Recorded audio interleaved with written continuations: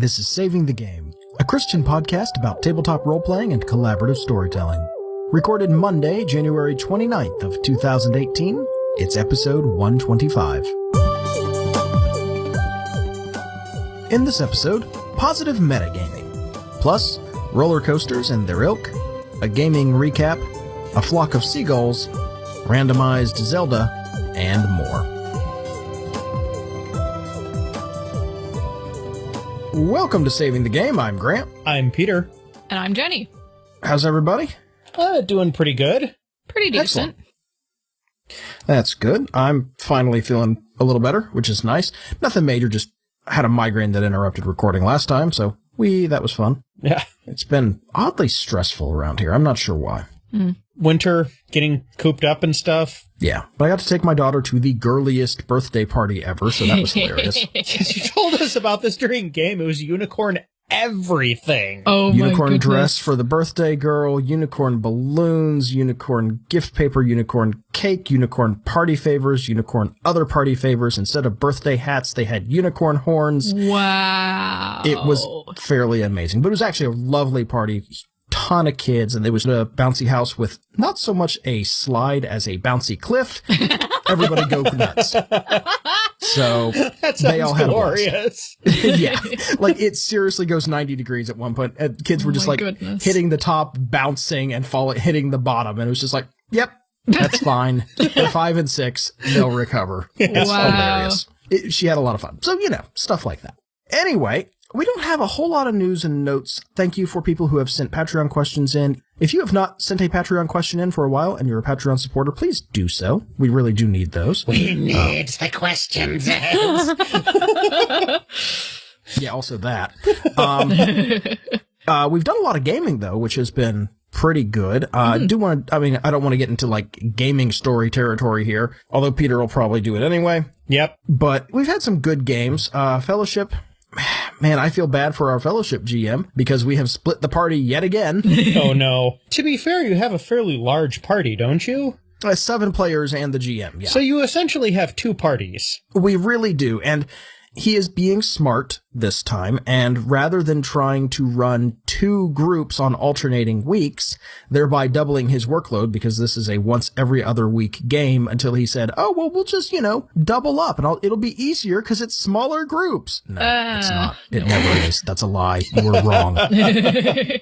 Once he realized, no, that was a terrible way to approach it, and it went 3 times longer than it should have anyway, because it's this group. This is the same group that did our mage game. Oh, it's going to be a 6-session intro mage game as we prepare our vampire years game. Later. 3 years later, the campaign wrapped up. Yeah. Wow. On the other hand, though, you guys have a tendency of just not realizing how awesome you are and then finding out in play and rolling with it, it sounds like. So it's been good. Fellowship's been a lot of fun. I'm really enjoying it and learning a lot. And Chrissy's doing a really good job with it, too. Like, her character is really cool and is kind of becoming the centerpiece of the campaign, which is great. She certainly did some awesome stuff in our D&D game, but we'll get to that when we get to it. But we did kind of move things along, and now what we are doing, he's cutting back and forth between groups, which is kind of cool. Like, I like that way of doing things. You kind of still get to see what the other side of the table is doing and snark at them. It's very novelistic, too. Very cinematic, I would say. That. Yeah, I mean, either one, you'll get, like, the cutting between different groups of people and stuff. And, yeah, that's a very effective storytelling technique. It kind of leaves everybody on cliffhangers for a little while, and... Yeah. It'll be fun. And then, of course, we had our D&D game, and I'm going to leave that to Peter to talk about, but we had 1 very successful session and 1 decent session. Yeah, I mean, last session, I think we needed to blow off some of the emotional steam from the previous one, so we kind of goofed around and had fun and stuff, but oh boy, that previous session. Yeah, that was good. Yeah. Okay, so this was the session right after the Horvu thing, and I'm going to apologize, for the length of the blog post explaining what happened here. I'll link it in the show notes. Yeah. It should be up by the time... Actually, it's going up tomorrow as we're recording this, so it will definitely be up by the time this episode drops, unless time travel is involved, in which case... Hey, Anyway, so you may have remembered a while ago when we were talking about battered group syndrome that my player character had picked up a cursed sword, a sword of vengeance, as it's called in D&D, And Grant and I kind of swatted that around a little bit after it happened. And my cleric character, who is a very kind and patient person most of the time, but has a tendency to snap a little bit if things are just a little bit too horrendous in the world around him. Well, that's kind of just the hooks that something like that needed to really start messing with him and his behavior. So he's been getting progressively more vengeful and angry over the last several sessions. Oh, hi, Cat. Hello, Podcat. Hello, Sterling. Yes, sorry about very that. vengeful. Very vengeful. And he's been taking a lot more kind of like this gleeful tack on fights or potential fights or that sort of thing. And because this is very unlike him, the other player characters started to notice. Well, that all came to a head against a mob of horrible seagull people that tried to murder us and very nearly succeeded. You know how Kinku are intelligent and interesting? Yeah, because they're based on corvids. And seagulls are horrible, murderous scavengers? Yeah. It's a lot like that. Yeah. Lots of screaming, running, and tearing at flesh. Yeah. Spears and axes. It was pretty awful. I'm not going to go too long with this because you first of all, already did. Yeah, I want everybody to in read the the blog post. And second of all, because my cat is meowing his head off and I'm going to give Grant too much extra editing work. So Jenny, how about you? Yeah. Okay. I've been in 2 campaigns. One I've mentioned, I think, on the podcast. If it wasn't on the podcast, it was Weekend reading, maybe? I think it may have been a weekend reading. I'm genuinely not sure if I've mentioned this or not. But basically, Monday nights are game nights at my house. There's actually currently the game I'm about to talk about being played upstairs as I speak. And so my mom is running this game, and it's in Beyond the Wall, which is a D&D-like system, but it's really light. It can be like 0 prep if the GM wants it to be. I think character creation, if we really had been focused on character creation, like 15 minutes. It's a very light D&D-ish system. So Mom, is it considered to be part of the OSR, or is it what's not OSR? Really part of the old school revival movement? Is it part of that, or is it I don't not quite think that? So I'm not sure. I don't know. I don't know anything about old school revival. You had to tell me what the acronym meant, so I don't know. It's fine. Mum is basically running a prequel to an old D&D module called Keep on the Borderlands. She calls this one Creep on the Borderlands, and it's a murder mystery. So basically, livestock has been getting killed in weird ways around the town. And the guy who's sort of in charge of the spiritual side of the role of the keep, as the keep is being built right now, he's basically like, hey, something really weird's going on. Before I retired, I was a paladin, and I think I've got one more good fight left in me. Let's go figure out what's killing all this livestock in such weird ways. So the day that we're supposed to leave to go on this trip, he is murdered. The old guy is murdered in mysterious circumstances, and upon basically breaking into the crypt, we find that he has been turned to stone with a somewhat shocked look on his face. So now we have to basically find the basilisk or cockatrice or gorgon or whatever it is that turned him to stone under mysterious circumstances. And it's been a lot of fun. I'm playing a dwarf fighter, which is a little bit outside of what I usually play. I usually tend towards rogues or wizards, but now I'm playing a dwarf fighter. So let's see. We'll see how that goes. So that's the one game I'm in, and I'm in another game that's monthly. So we've only had 2 sessions so far, but it's in New World of Darkness. And basically, we have been tasked by the United Nations in 1947, I think it was. It's either 47 or 49, to basically find these Nazis that went up to Greenland and basically tell them that the war's over, because they probably don't know. And then this one also turned out to be a bit of a murder mystery, because we get there and we find out that the Nazis have been killed in terrible, terrible ways. And last we left our heroes, there was a polar bear. So that was the cliffhanger we got left on. Basically, a polar bear is in our way. So those have been my gaming experiences recently. That's not a non-hazardous piece of wildlife either. No. What is it with white, dangerous, bloody-mouthed wildlife in our games? I don't know. You know, one thing that I don't think I gave you credit for in the blog post that I'm going to go ahead and fix now is Grant came up. We use Roll20 for our D&D game, and Grant, with the help of his daughter, apparently found the two most horrifying, like open-beaked, psychotic-looking seagull images that probably are on the internet right now, and used those as the tokens. Oh my Yeah, goodness. I found a wonderful little online tool called Token Stamp. You can just Google for it. It's I'm not even going to bother linking it, but it's a handy little thing. You just upload an image, and it's got some basic frames and some shading and that sort of thing that you can do to make little Roll20 tokens. It doesn't care if it's a D&D monster or not. I was just Googling, like, bloody seagull. Angry seagull. Murderous seagull. Horrible seagull, vile just seagull. Google image search is like, seagull. I don't know what you want, but I'm going to try. Here, let's give this a shot.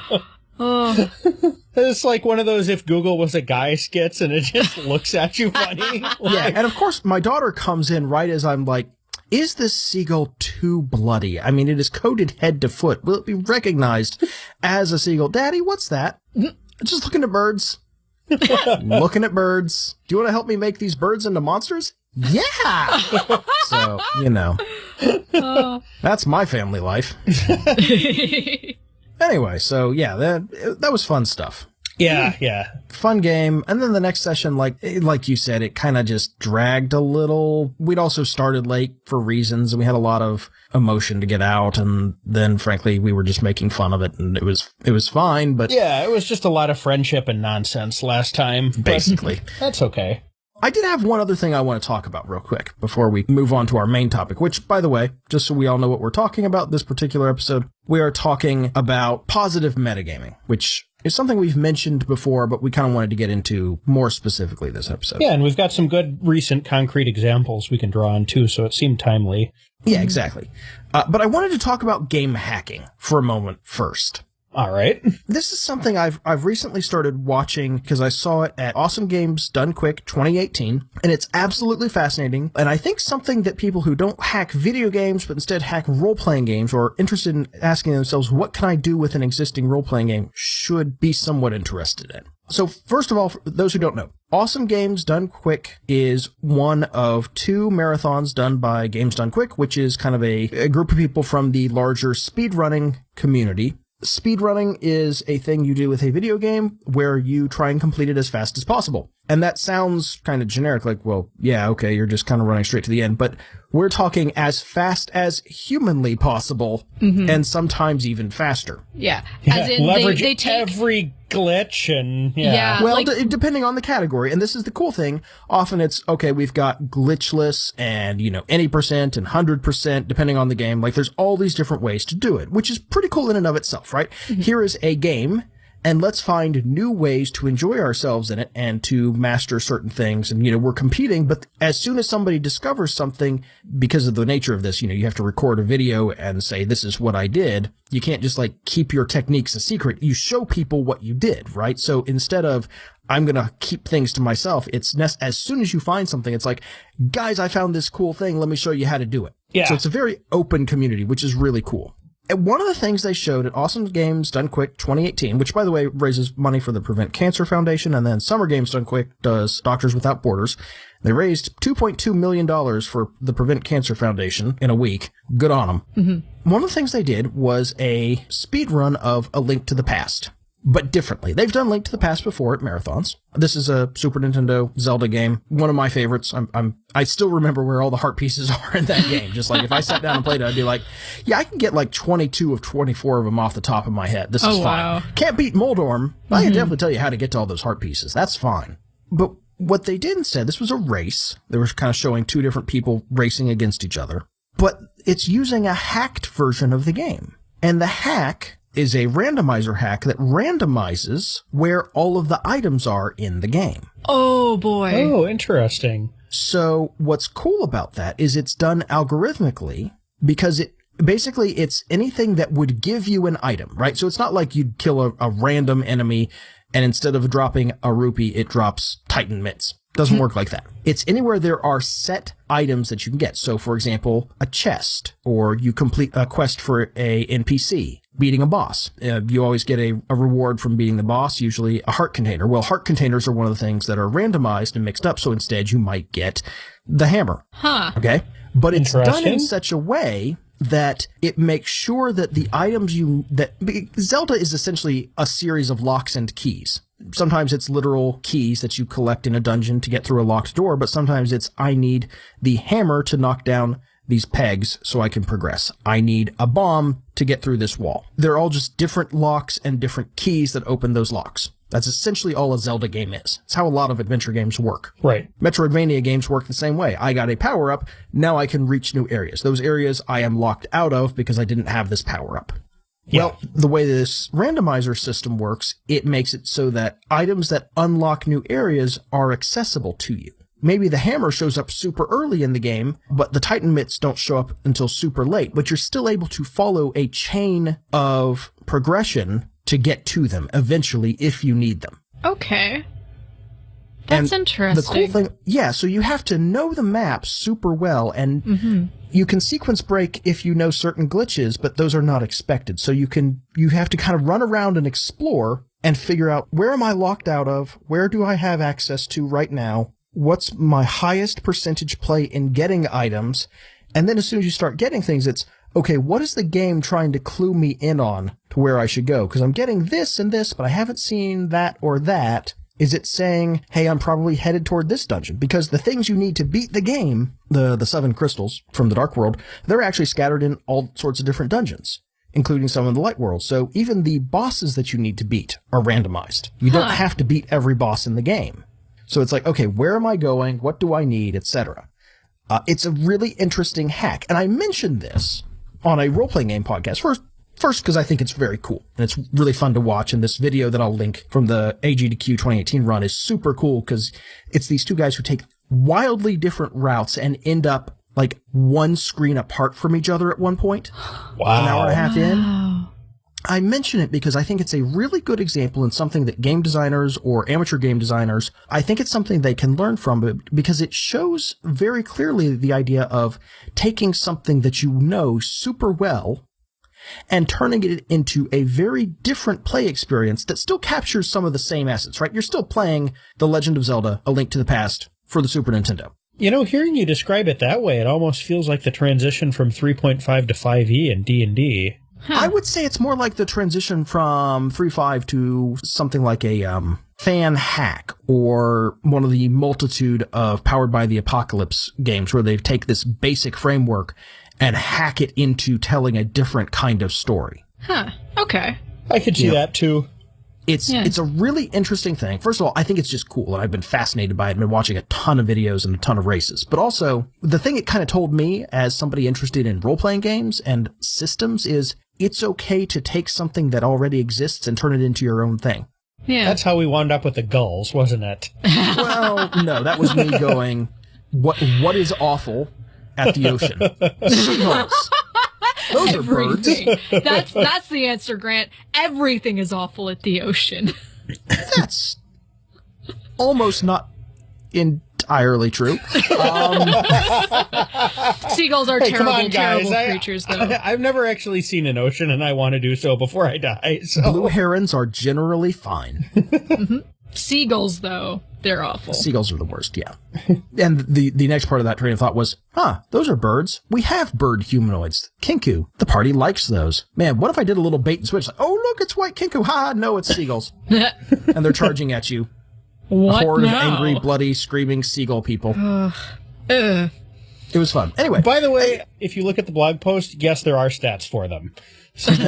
Those of you familiar with D&D 5th edition will note that I literally just swapped out a couple of keywords on some pre-existing NPCs in the monster manual. Don't get too excited. These are not like wildly different monsters.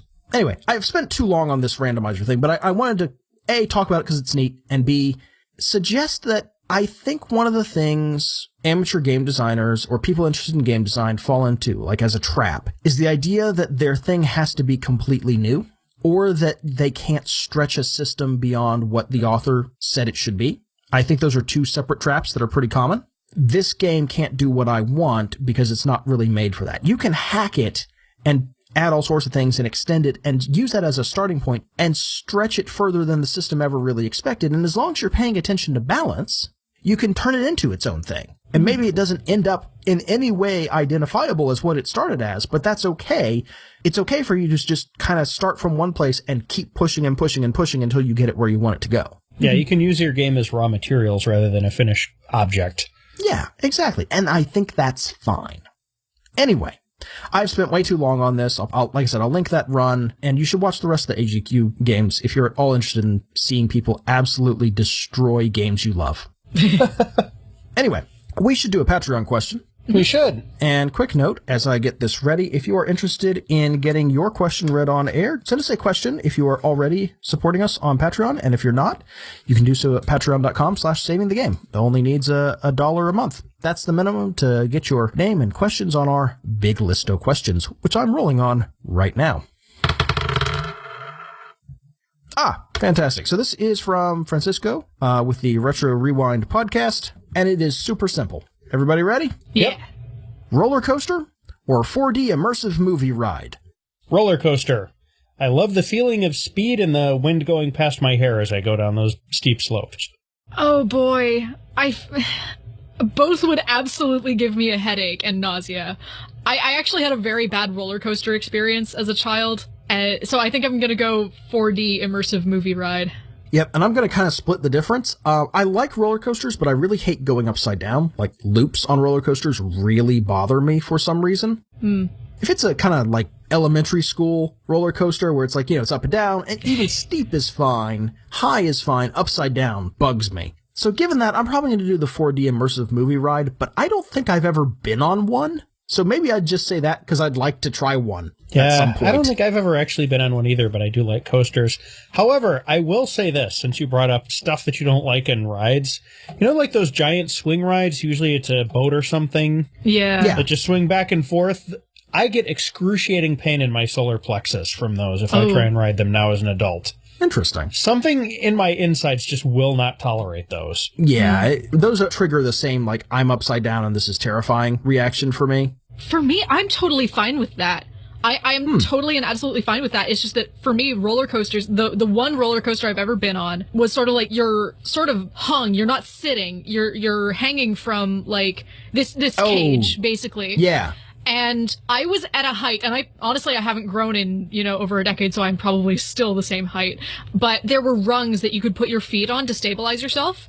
And the rung that was technically supposed to support my height, I couldn't get there because if I tried to bend my knees, they'd run into a different bar. So I couldn't reach the shortest bar, but the next lowest bar was too far away. So my legs were basically just being hit against these bars constantly as I was zooming around and around. Oh. It wasn't the upside down thing. It was just, it hurt my legs a lot, and I don't want to do it again. There used to be this standing roller coaster at Six Flags near me that was called the Iron Wolf. And it was a cool concept, right? You stand up and you go through the roller coaster ride and stuff. The problem is the restraints on it basically just meant that your head got drummed back and forth between these two steel surfaces the entire time. You would come off with your ears this horrible crimson color because you basically just got punched in the ear for 4 minutes. I was going to say, terrible. It just boxes your ears over and over again. The thing was, like, the track was all rough and shaky and stuff, too. And it was horrible. Yeah. I was ready to give up my secrets by the time I got off this coaster.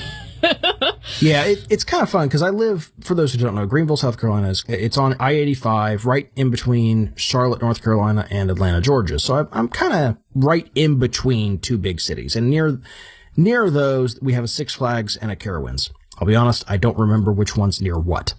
I haven't gone in a long time. Last time I went was a church group and like senior highs. So, wow. There you go.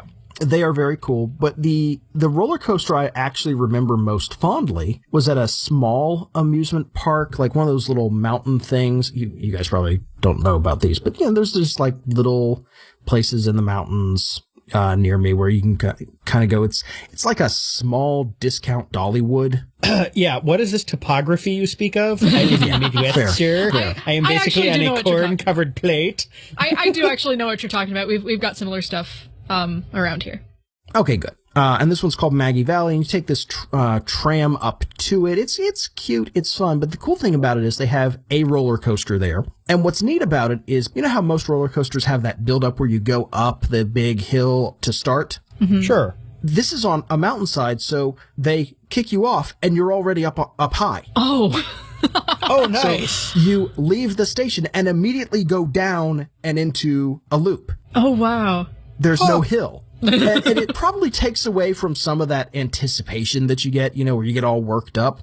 But I just like it because it's the only one I've ever seen like that, where you just get to go, and okay, we're starting. And you sort of get to come down at the end as it hauls you back up at the very end and parks you where you can get off and the next group can get on.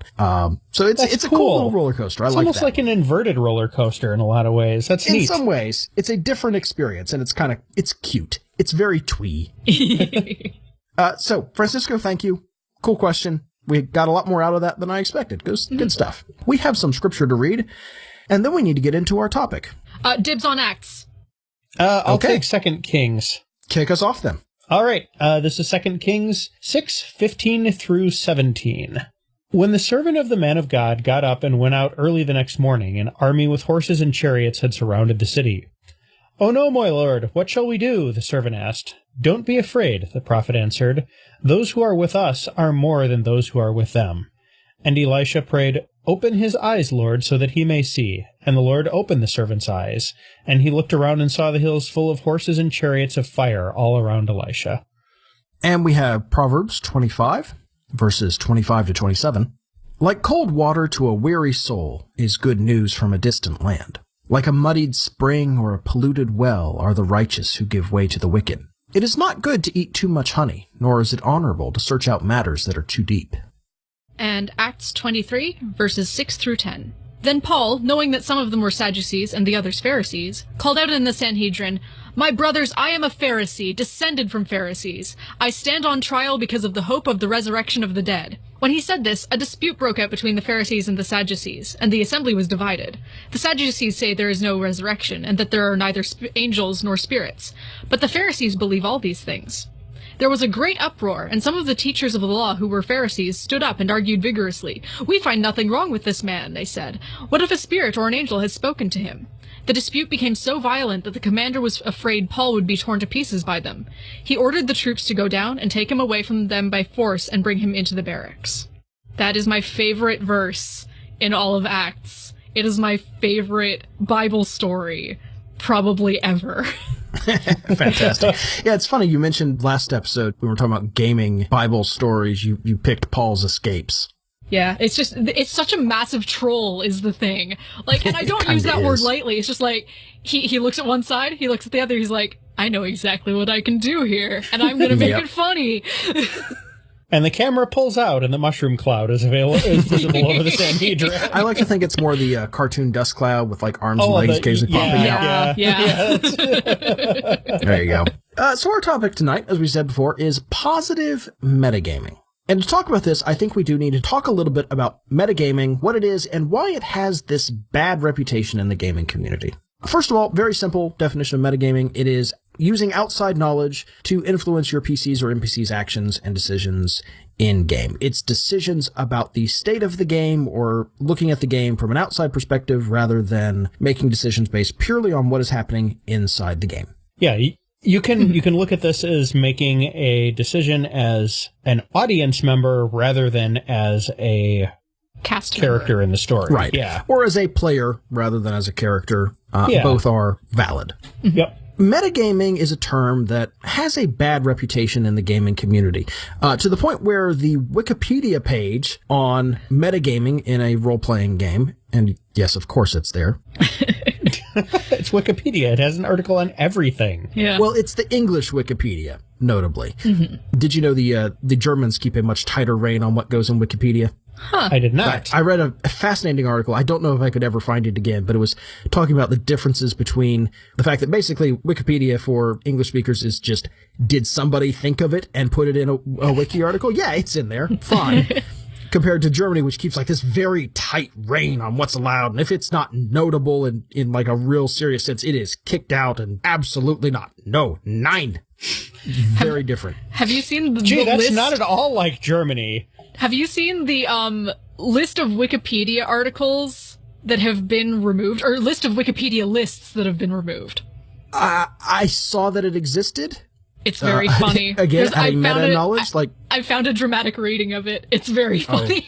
That sounds great. That sounds great. I'll have to look that up after we record this. Absolutely. Anyway, the Wikipedia page on metagaming in a role-playing game context is very down on it. It's like, oh no, this is a terrible thing and you should never do it.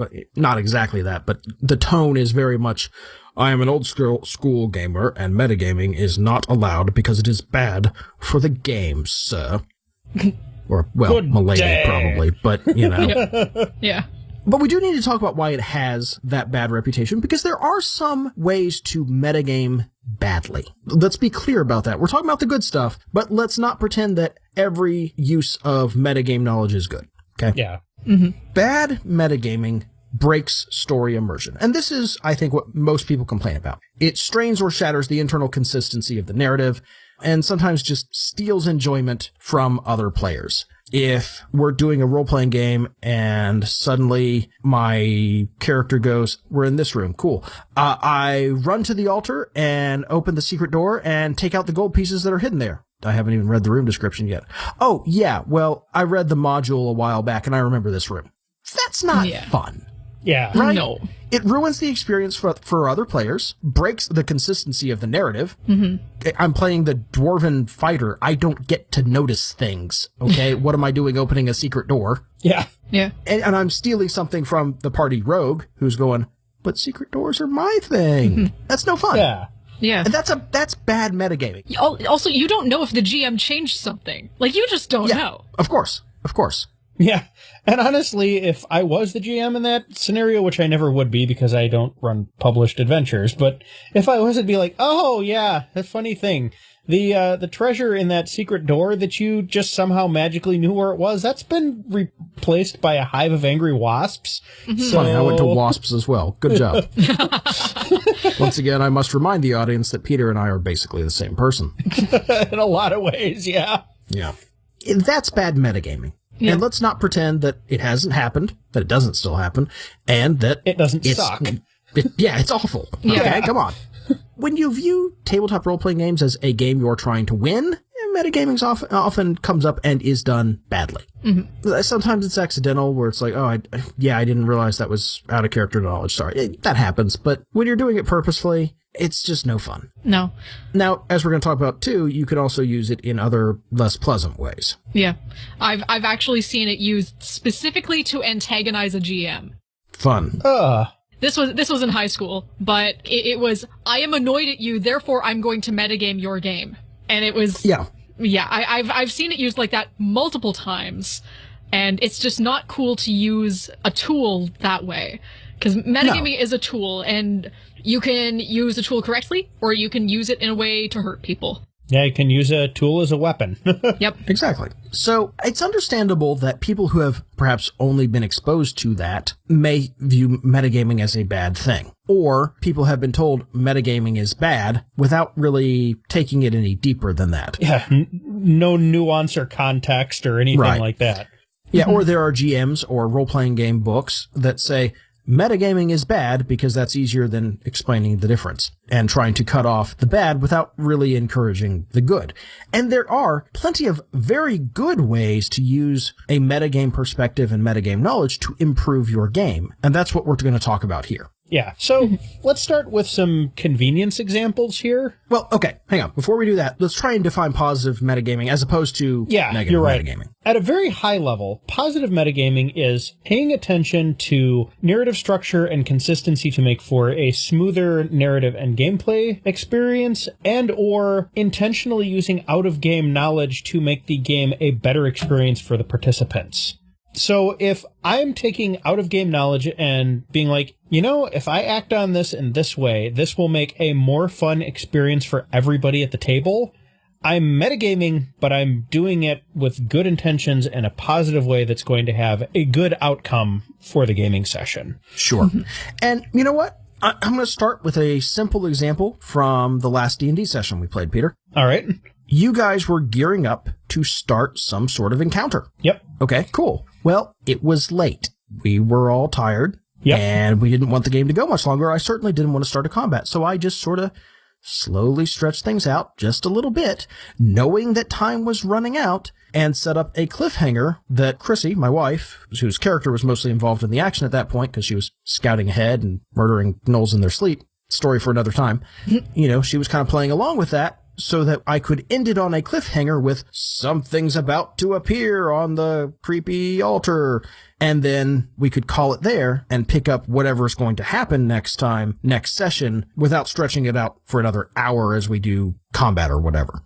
Actually, as we're saying this, I want to give some credit where credit is due, because Chrissy is the mistress of positive metagaming. She does very well. She does it on an almost instinctive level.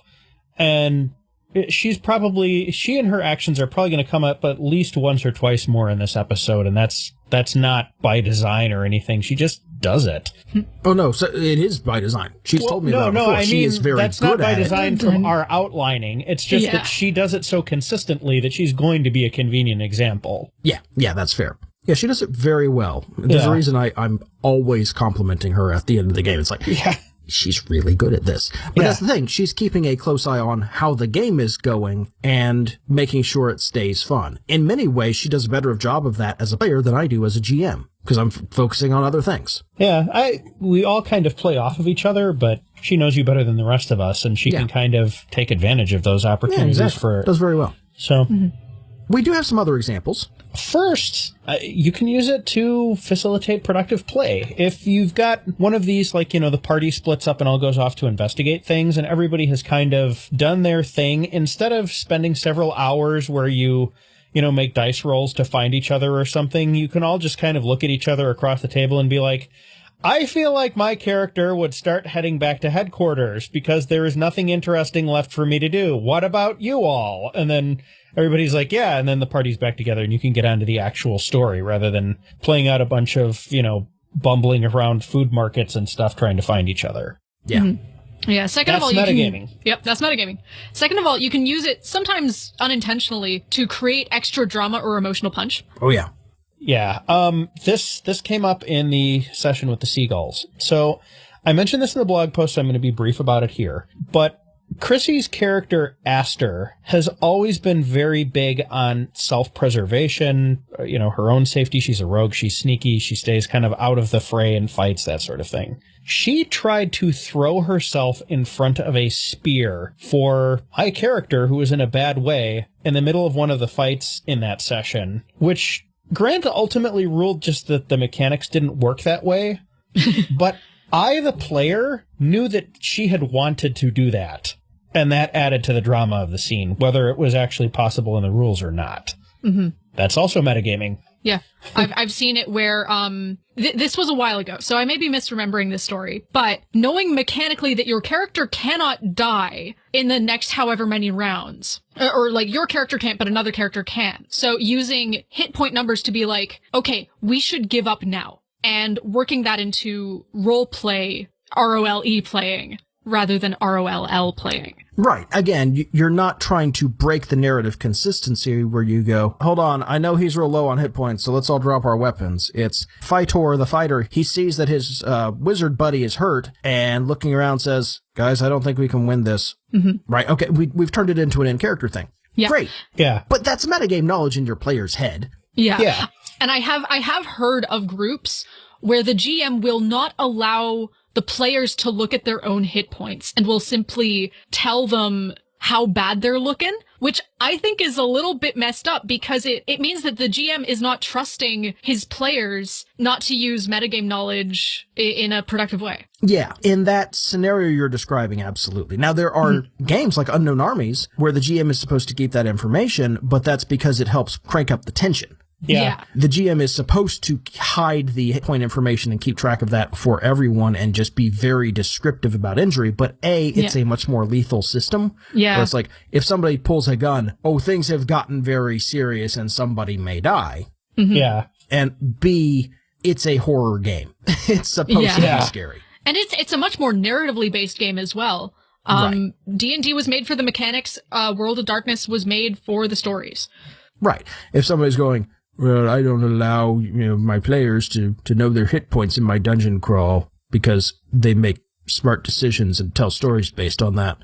I mean, come on. Yeah, really. Although I will say, for everything there is a season. That Ravenloft game that I've referenced a few times, we never even got to see our character sheets. Oh my goodness. I don't think I could do that. Yeah, the GM had a character sheet for everybody, and we just did everything through, like, pure role-playing. And if, something had to be rolled for, he rolled behind a screen and told us what happened. Oh, wow. But and that's how you ended up playing Lord Soth. So. Yes, exactly. that was necessary because he wanted to keep that information as a reveal for us later and some other things too. And we trusted the guy. We all bought into it at the beginning. It was part of the social contract for that game. Yeah, and I think we have just very clearly described the difference between the problematic kind of metagaming that makes people suggest that metagaming is a terrible thing and good metagaming that turns it into a good narrative. Yeah. You can use it to set the GM or other players really up for cool moments or just make the experience less thorny. There have been a few times where I have directly addressed the GM and said, hey, would it be more interesting if I did X or Y? Yeah. The answer is sometimes I don't care, just pick one. Please move the plot along. Yeah, and that is a valid response. Island. Yeah. Please, guys, would you just make landfall? Yeah. Also, if you have moments where it's like, hey, folks, after years of playing under this GM, I really feel like they would have prepped whatever. Let's go check that out. Mm-hmm. And to be clear, that is not, I feel like the GM would have prepared these traps and I know how to avoid them. That is, hey, I bet the GM has prepared a story like this. Let's go to where the plot is most likely to be. Yeah. That exact specific thing, yes. Mm-hmm. I do this for plot reason. Yeah, it's like, hey, I feel like if we go this way, there will be a story, and if we go that way, the GM will be like, there's trackless wilderness over there. I can try and come up with something, but I've had to do this a lot. Very sad. I've had to do this a lot in con games, especially with newer players at the table, and I'm like the only one with many years of experience. I have frequently had to play the I'm doing this for the plot card. It is a very useful tool. It does help keep things moving. Yeah, and I have kind of a joke in here where it's like, you know what? I'm not going to grapple the enemy. Hitting them is just fine, because in just about every game system ever, the grapple rules are crazy. Oh, yeah. But yeah. I think if you're in a situation where time is running short or something, deliberately leaning on simpler mechanics that don't require as much time to resolve is a form of positive metagaming, because it smooths the experience out. Mm-hmm. I've told you about the terrible D&D game that I played in for a little while. Oh my, yes. Mm-hmm. Where it's like, hey, I didn't have a stat under 60 as a cleric. My wisdom score was over 100 and none of it mattered. Yeah. Yeah.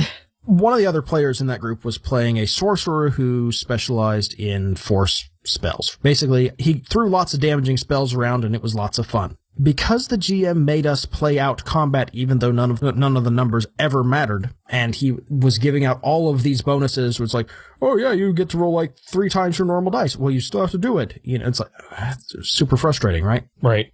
This guy eventually started just taking all the feats that maximized your spell damage on the dice. Okay. So that rather than having to roll dice, I'm rolling XD6, and it's always a 6 on those dice. So it's X times 6 plus my bonuses is my damage. Oh. It's just, here's a quick math problem instead of let's roll, add it all up, apply bonuses, do all the slow, tedious process. It was calculator. Yeah, there's my damage. Go. Yeah, it's metagaming to make the best of a bad situation. Yeah. I was going to say, way to make the best of a bad situation. But that did happen.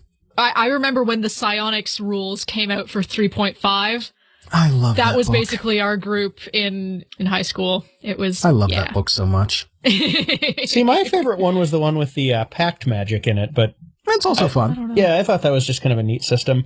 Yeah. Anyway, this is one that I stuck in here, so I feel like I should address this one. It can be used to make life more pleasant for other players at the table. If I'm the GM and I'm running a game, and I find out from the pre-game chat that one of my players has been up for the past 3 nights with a sick child that's been throwing up, their boss screamed at them at work, and they're battling a head cold, you know what? I'm going to go easy on that player during the game. I don't need to add to their misery. It's as if you game with a bunch of parents. Yeah. So it's as if I just took a bunch of non-hypothetical examples and stapled them together for this. Yeah. That's true. And I think you can do that as a player too, right? If it's like, hey, this person is having a crap week, I can, as a player, push them a little bit gently into the spotlight and give up some of my spotlight time. Maybe do things to help their actions instead of trying to do my own thing. Or let them feel awesome. And that's fine. Or conversely, if you know that they don't have the energy, like they are here because it is that time of the week, but they are not mentally there. Oh yeah. You can pick up what they're dropping a little bit. So you can sort of not exactly pick up the slack, because it's not like they're slacking, like they're trying very hard to be there. But no, but you can cover for them like you would a sick coworker. Yeah. Right. And the important thing is, this isn't changing the narrative. This isn't breaking the narrative. You're just choosing things that fit the narrative just fine, but are a little easier or a little more engaging for the player as necessary. Mm-hmm. Kind of in a similar vein, if there's something that makes a person at the table uncomfortable, you can metagame to content gate. I mean, lines and veils are formalized metagaming. Yep. Yeah, so is the X card. Yeah. This is not in our game because it makes us as a playgroup uncomfortable, or one person at our playgroup uncomfortable, which then ruins the experience for the whole group. Great. That's not going to come up in our story. We have shaped the narrative based on real needs of the people present at the table. Mm-hmm. Guess what? You metagamed and it's good. Yeah. And this is one of those things where once you really get to know your group, you can start avoiding stuff that you have a pretty good sense would be upsetting to somebody, even if they didn't call it out beforehand. Mm-hmm. And that's still metagaming. Lines and veils rarely change from game to game. Yeah. But if somebody has gone through something like, I'll throw myself under the bus here, back when I tilted at Fear the Con because of, cat-related violence after just losing our cat, if other people at the table had somehow been able to know about that and had spared cat-related violence because of that, that would have been very nice, positive metagaming. Yeah. Yeah, we had a conversation about this after our own Pugmire game, where we changed what went into the game based on one player's negative reaction to dogs and cats committing D&D violence against each other. It's like, okay, cool. We're going to change the narrative to fit that. And we kind of made a little bit of an abrupt transition where it was just like, okay, we're going to just change it going forward. But we did sort of work some of that. It's like, hey, there was some violence and it wasn't pretty, and we've now got consequences for it. We worked that into the narrative so that it wasn't just Lathe of Heaven style universe shift, And that is positive metagaming. Yep. I would say that metagaming is inherent to certain types of roleplay and necessary for certain types of roleplay.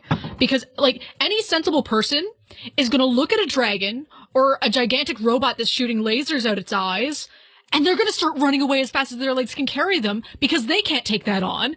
But as players, we know that the GM is on our side. Hopefully. Yeah. I hope the GM is on our side. Yeah. And so we can make those heroic choices because we know we can take it on. Yeah. How many times have you had the, frankly, rather unpleasant person to game with who, as soon as the plot is presented, goes, oh, a danger? I run away and hide and refuse to participate.